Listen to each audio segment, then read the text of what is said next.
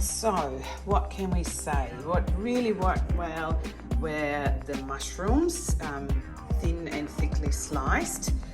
Also very good, my favorite is the carrots with the thick and the thin slices, and also the grating here, perfect for salads.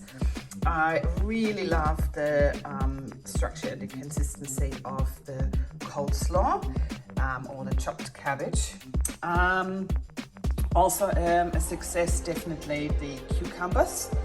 I will not slice my tomatoes in the future. They were rather firm, but small ones still. And there's absolutely no point in slicing an avocado like this. What really was a major fail is slicing the salami.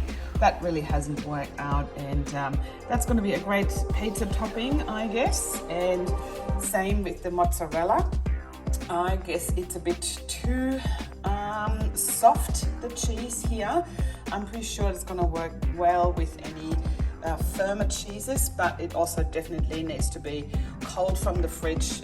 Mine were probably sitting a bit too long on a kitchen bench, but wowzers, look at all of this done in a couple of minutes this morning. And there's going to be salad, and there's going to be a coleslaw later coming, and I guess there's going to be a couple of pizza toppings sitting right here.